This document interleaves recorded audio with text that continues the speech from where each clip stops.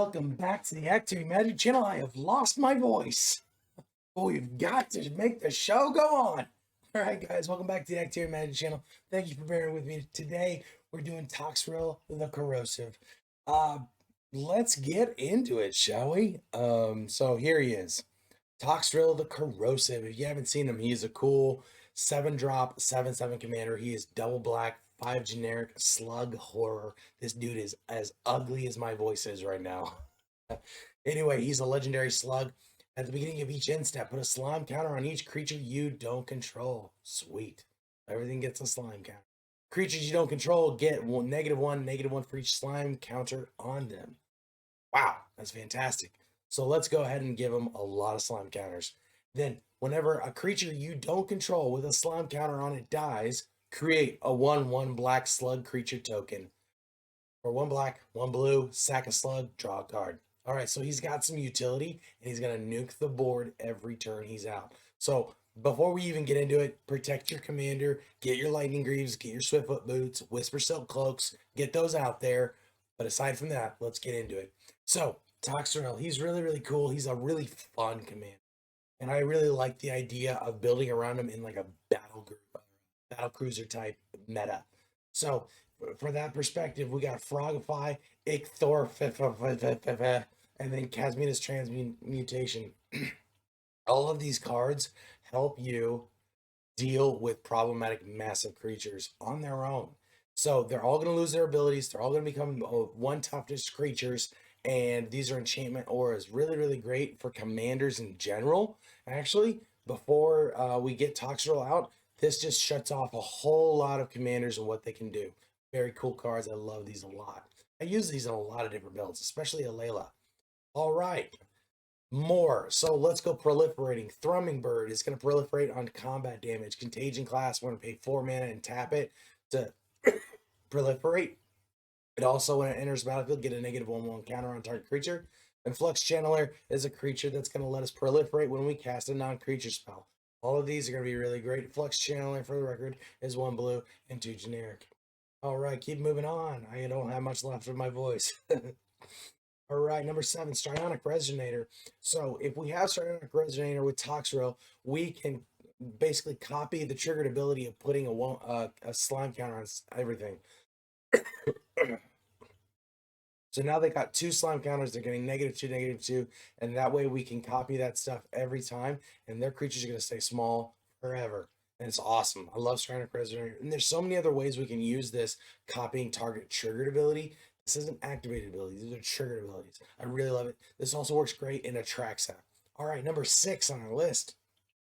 Contagion Engine and Inexorable Tides. Again, these are proliferate spells. These are way more consistent. Contagion Engine is going to give each opponent's creatures a -1/1 counter.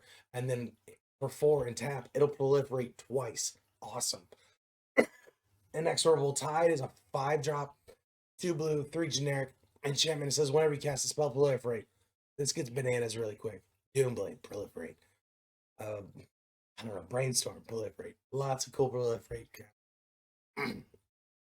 All right, number 5 on our list, we have creatures that give creatures. Hunted Horror is when it enters battlefield, it gives 2 3/3 centaurs.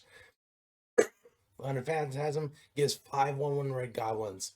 And then a Crone Horse gives 1/1 white soldiers to each opponent, or sorry, to each player. But a Crone Horse itself gives it to an opponent. So you're going to get 1/1 creatures, and then all of your opponents are going to get 1/1 creatures. So this is really cool. I think a Crone Horse is kind of a sleeper here. Granted, it will get nuked at some point with Toxrill, but you're going to get a lot of your own little slimes with a Crone Horse.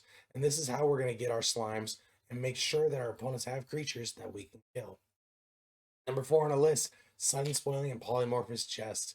With Toxrill, everything's got -1/1 counters, but they're not that small yet. Maybe they have 2 slime counters. Well, Sun Spoiling turns those creatures into 0/2s. They're suddenly board wiped. A 1-sided board wipe. And Polymorphous Chests, again, all creatures target player controls become frogs with 1/1 and all lose all abilities. It's very much a 1-sided board wipe. Very cool. Yawgmoth Transposition, double black, 2 generic, 2/4. pro humans. Pay 1 life, sack another creature, put a -1 counter on up to 1 target creature, and draw a card. There's so much going on with this card. You can also pay 2, discard a card, and proliferate. This guy's bananas in this deck. You're gonna do all kinds of crazy stuff. There's so many combos with Yawgmoth. He's awesome. Number 2A, Penniless Blender. Okay, this guy's just bananas. He's a black and 3 generic human pirate. 1/4 says whenever another creature you control dies, create a colorless treasure artifact token with sack this artifact. Add 1 mana of any color you mana. Super useful, very, very powerful, especially with all those slimes that we're going to be sacking to draw cards. Number 2B, Revel in Riches. Okay, we're talking about one-sided board wipe.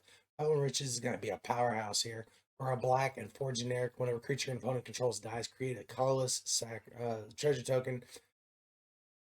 And sack this and tap add color to manage your mana pool. At the beginning of your upkeep, if you control 10 or more treasures, you win the game. It's freaking awesome. Amazing. And so with Toxrill, you could just win out of nowhere. Number 1, drum roll, please. I know. It's controversial. An Acorn Catapult is sick. Dude, it's 4-drop. Pay 1 generic and tap. Acorn Catapult deals 1 damage to target creature or player. That creature's controller or that player puts a 1/1 green squirrel creature token onto the battlefield. Yeah, you get to have a new creature. Sweet. I'm going to ping that other thing. And then I'm going to get some Toxrill tokens. I love it. It's a budget card. Forgive me. I like this one a lot. I think it's the best one. All right, let's talk about Jank. So Hunted Phantasm and Revel in Riches.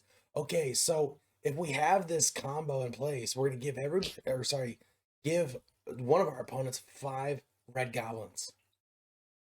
And then Toxrill is going to trigger at the end of the turn, kill all of these 1/1 creatures, which is so great. Then we're going to get 5 Revel in Riches artifact tokens.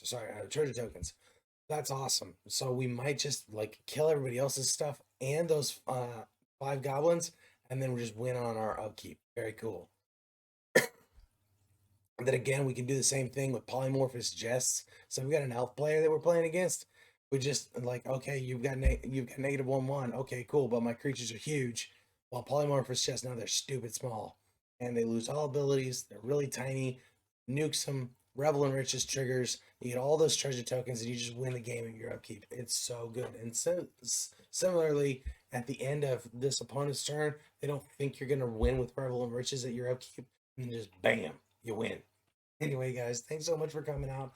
Please like, share, comment, and subscribe. And I'm probably going to re-upload this video because of my voice. I just needed to put out a video. I love you. Bye.